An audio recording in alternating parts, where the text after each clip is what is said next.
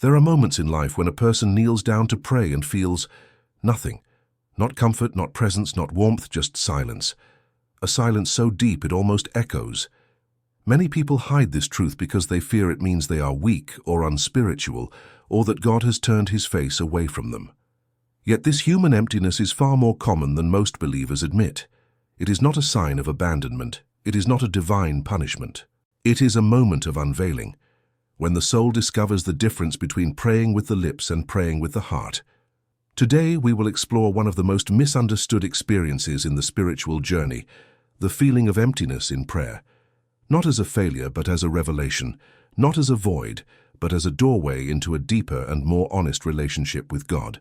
And we will do this through the spiritual lens of Saint Faustina Kowalska, whose writings reveal that even the souls closest to God faced profound inner deserts. Saint Faustina once wrote, "In times of dryness and darkness, I do not lose heart. I know that God is always with me." This simple line invites us to rethink emptiness. Dryness does not mean absence. Darkness does not mean rejection. Rather, these moments expose what our faith is truly built on: emotion or surrender, reassurance or trust. The reason many people feel empty during prayer is not because God is distant, but because the soul often arrives with expectations shaped by modern culture, expectations of immediate relief, emotional intensity, or instant answers. We live in a world driven by results, productivity, fast information, and constant stimulation. When we stop to pray and silence surrounds us, we think something is wrong. But silence in the spiritual life is not a problem to fix. It is a terrain to cross. This first part establishes a central thesis. You feel empty in prayer not because God is silent, but because he is inviting you into a deeper kind of relationship, one that is not dependent on emotional responses, but rooted in trust, humility, and spiritual maturity. Much of the emptiness we feel comes from approaching prayer as a transaction. We give God our words and expect immediate consolation, but God is not a vending machine. He is a father educating his children in endurance, authenticity, and inner transformation. When prayer feels dry, he is shaping the foundations of faith beneath the emotional surface. This introduction prepares the way for a deeper exploration of the hidden reasons behind spiritual emptiness, and the unexpected ways God uses these moments to purify, recalibrate, and strengthen the heart. To understand why emptiness appears in prayer, we must approach it from a spiritual perspective rather than a psychological one. Saint Faustina wrote, "When my soul became dry and empty, I knew that this was the moment to surrender even more." She did not interpret dryness as failure, but as a signal, a quiet summons to deeper trust. And this is where most Christians misunderstand their internal experience. Let us examine 3 spiritual roots of emptiness that Saint Faustina often encountered and interpreted in her reflections. 1. Emptiness exposes misplaced expectations. Many people unknowingly seek emotional consolation rather than communion with God. They want comfort more than transformation, reassurance more than surrender. When the emotion is absent, they think God is absent. But true prayer is not defined by what we feel, it is defined by what we offer. 2. Emptiness reveals spiritual fatigue. Modern life generates relentless pressure, work deadlines, emotional overload, digital noise, financial stress.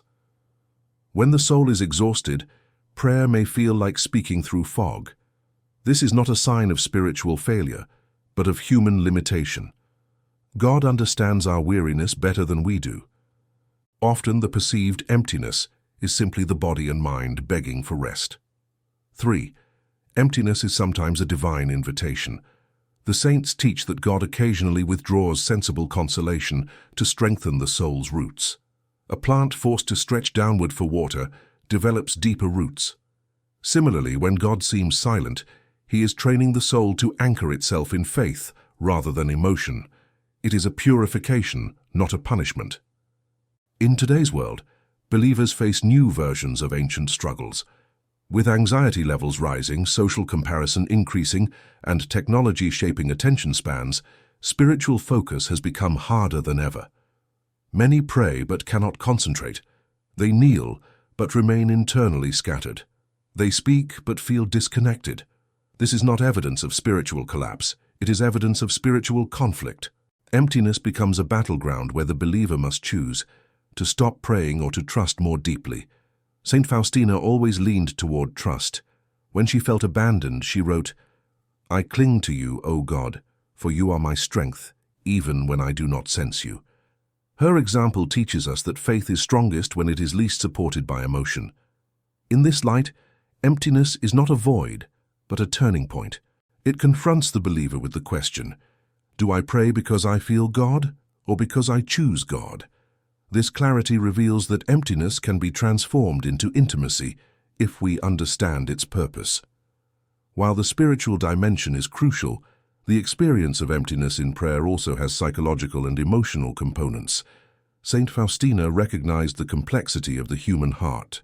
She never dismissed emotional or mental struggles. Instead, she integrated them into her understanding of faith. She wrote, "A wounded heart prays differently." And this simple line contains deep truth. Let us examine 3 modern psychological factors that influence how people experience prayer. 1. Emotional overload leads to numbness. Today's world bombards people with constant stimulation, news updates, social media feeds, financial worries, relationship conflicts, and the pressure to perform. When the heart is flooded with unresolved emotions, prayer may feel distant or muted. The issue is not lack of faith, it is emotional saturation. The soul has no space to breathe. 2. Anxiety disrupts spiritual perception. An anxious mind struggles to rest long enough to feel God's presence. Anxiety keeps the attention revolving around fear, uncertainty, and worst-case scenarios. Even during prayer, the mind races. What if I fail? What if things get worse? What if God doesn't hear me? Anxiety does not silence God. It crowds him out. The believer hears fear more loudly than hope. 3. Guilt creates internal static. Guilt, especially unhealed guilt, can distort prayer. A person may fear approaching God because they think he is disappointed or angry. But as Saint Faustina often emphasized, God's mercy is greater than human failure. She wrote, "The greater the sinner, the greater the right they have to my mercy. Guilt may create distance, but mercy closes it instantly when the heart turns toward God." Understanding these psychological dynamics frees the believer from unnecessary self-condemnation. It reveals that emptiness does not always mean spiritual deficiency. Sometimes it simply means the mind and emotions are overwhelmed. Yet even here, God works silently. He uses the dryness to slow the heart down. He uses the silence to unclutter the mind.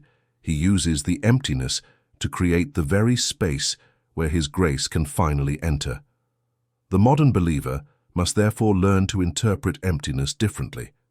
Instead of thinking, God has left me, the believer can say, my heart needs healing and God is creating space for it. This shift transforms emptiness from a threat into a signal, an opportunity for deeper encounter, deeper honesty, and deeper healing. Dryness in prayer is often where God does His most transformative work. It is the sacred space where pretenses fall away, illusions dissolve, and the heart begins to seek Him for who He is, not for what He gives. Saint Faustina understood this deeply. She wrote, "When I feel nothing, I rely entirely on God. This is when trust becomes real." Here we explore how God works silently during moments of spiritual emptiness. 1. God purifies motives. When prayer feels consoling and emotionally uplifting, we naturally desire more of the feeling. But in dryness, God purifies the intention behind prayer. He removes the reliance on emotion, guiding the believer toward love rooted in decision rather than sensation. 2. God strengthens spiritual endurance. Faith that only survives in comfort is shallow. In dryness, God teaches endurance, not emotional endurance, but spiritual endurance. The believer learns to cling to God without immediate affirmation.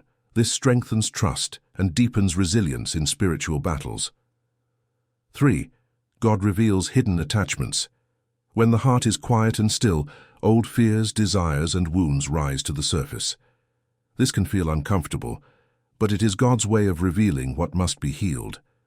The emptiness becomes a mirror in which the soul sees itself more honestly. In the modern context, silence has become almost foreign. People fear it. They avoid it. They fill every moment with noise, podcasts, music, videos, constant scrolling. Silence confronts them with themselves.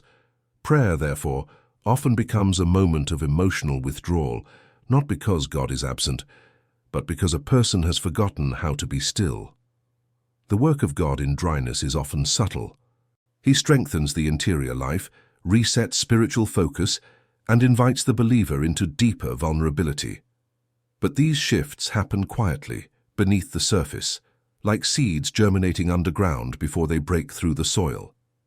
Saint Faustina assures us that God does not abandon the soul during dryness. She reminds us that even Jesus experienced moments of agony and desolation. If the Son of God faced inner darkness, the believer should not be surprised when it visits their prayer life as well. This part reveals the hidden truth. God is not distant in silence. He is most active there. Now that we understand the spiritual, psychological, and divine dimensions of emptiness, we arrive at the essential question: what should a person actually do when prayer feels empty? Here are practical, spiritually grounded steps inspired by Saint Faustina's approach. 1. Pray simpler. Complicated words are unnecessary. Speak honestly. Jesus, I feel nothing today, but I am here. This honesty opens the heart to grace more than elaborate language. 2. Add silence to prayer. Instead of trying to fill the emptiness with more words, embrace stillness.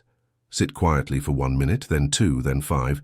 Allow God to speak in the silence rather than over it. 3.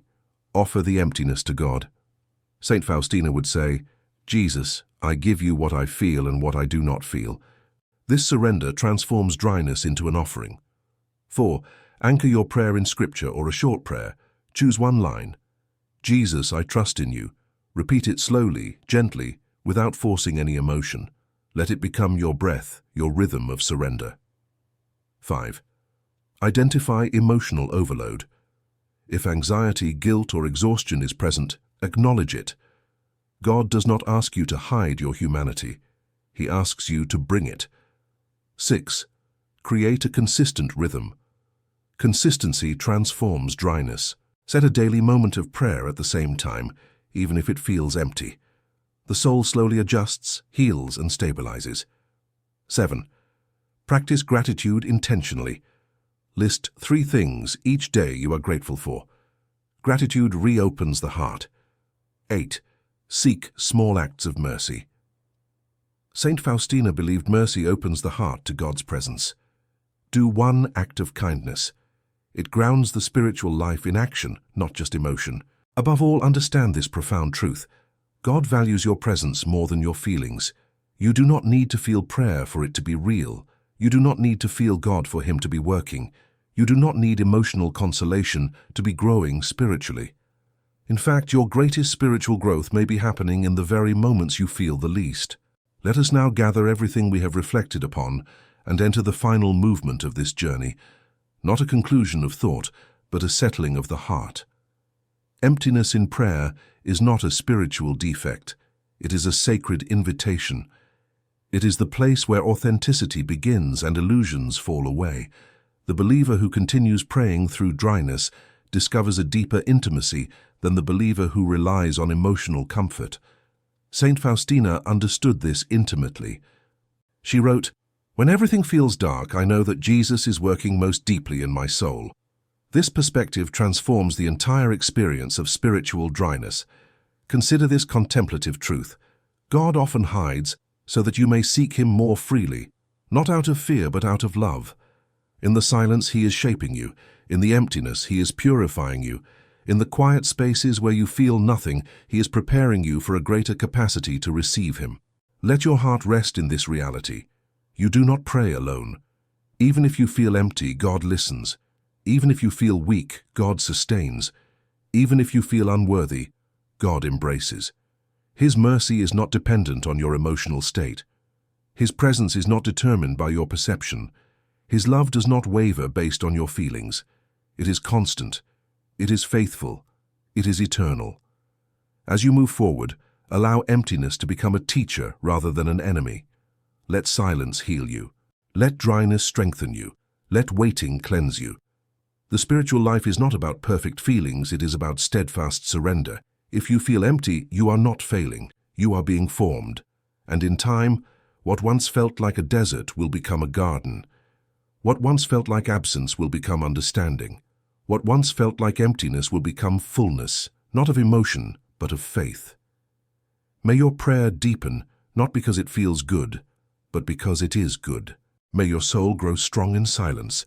May your faith become unshakable, not because you always feel God, but because you have chosen Him, even when you do not.